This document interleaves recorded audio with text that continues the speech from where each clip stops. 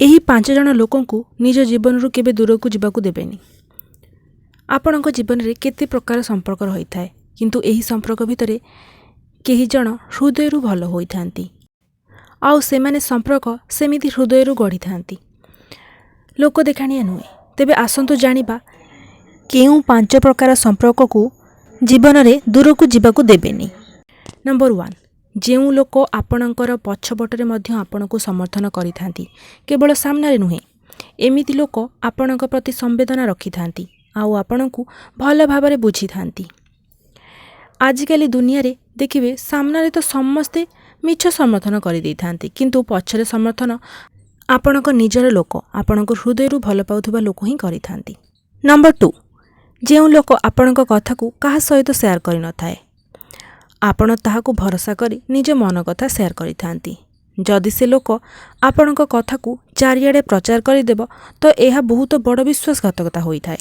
ଏଥିପାଇଁ ଯଦି ଏମିତି ଲୋକ ଆପଣଙ୍କ ପାଖରେ ଅଛନ୍ତି ଯିଏ ଆପଣଙ୍କ ନିଜର ମନ କଥା ସେୟାର କରିଥିବା କଥାକୁ ସେ ନିଜ ଭିତରେ ସୀମିତ ହିଁ ରଖୁଛନ୍ତି, ଏମିତି ଲୋକଙ୍କୁ ନିଜଠୁ କେବେ ଦୂରକୁ ଯିବାକୁ ଦେବେନି। କାହିଁକି ନା ଖରାପ ସମୟରେ ଏମିତି ସମ୍ପର୍କ ଯିଏ ଆପଣଙ୍କର ସବୁ ଭାବନାକୁ ଶୁଣି ନିଜ ଭିତରେ ସୀମିତ ରଖିବ ଆଉ ବୁଝିପାରିବ, ଯାହାଦ୍ୱାରା ଆପଣ ଖରାପ ସମୟରେ ନିଜର ମନ କଥା ୟାଙ୍କ ସହିତ ସେୟାର କରିପାରିବେ ଏବଂ ଖରାପ ସମୟରେ ନିଜ ମନ ହାଲକା ରଖିପାରିବେ। ନମ୍ବର 3, ଯିଏ ଆପଣଙ୍କ ଉପଲବ୍ଧି ସଫଳତା ହୃଦୟରୁ ସେଲିବ୍ରେଟ୍ କରିଥାଏ। ଏଠି ସମସ୍ତେ ଆପଣଙ୍କର ସଫଳତାରେ ଖୁସି ହୋଇନଥାନ୍ତି। ଅଧିକାଂଶ ଲୋକ ଅନ୍ୟର ସଫଳତା ଉପଲବ୍ଧିକୁ ସହି ପାରିନଥାନ୍ତି। ଯଦି ଏମିତି କେହି ଆପଣଙ୍କ ସଫଳତାରେ ହୃଦୟରୁ ଖୁସି ହେଉଛନ୍ତି ନା, ଏମିତି ଲୋକଙ୍କୁ ଆପଣଙ୍କ ଜୀବନରୁ ଯିବାକୁ ଦେବେନି। ନମ୍ବର 4, ଯାହା ସହିତ କଥା ହେଲେ ସମୟ ବିତାଇଲେ ଆପଣ ପଜିଟିଭ୍ ଫିଲ୍ କରୁଛନ୍ତି, ଏନର୍ଜେଟିକ୍ ଫିଲ୍ କରୁଛନ୍ତି। ପ୍ରତି ମଣିଷଙ୍କର ନିଜର ଏକ ଭାଇବ୍ ଆଉ ଏନର୍ଜି ରହିଥାଏ। ଆପଣ ଯାହା ସହିତ ବସି ଶାନ୍ତି ଅନୁଭବ କରୁଛନ୍ତି, ଏମିତି ଲୋକଙ୍କୁ ନିଜଠୁ ଅଲଗା କରନ୍ତୁ ନାହିଁ। ଏମାନେ ଆପଣଙ୍କ ଏନର୍ଜି ଲେଭେଲକୁ ଡବଲ୍ କରିଦେବେ। ନମ୍ବର 5, ଯିଏ ଆପଣଙ୍କୁ ପ୍ରତି କଥାରେ ଜଜ୍ କରୁନାହାନ୍ତି।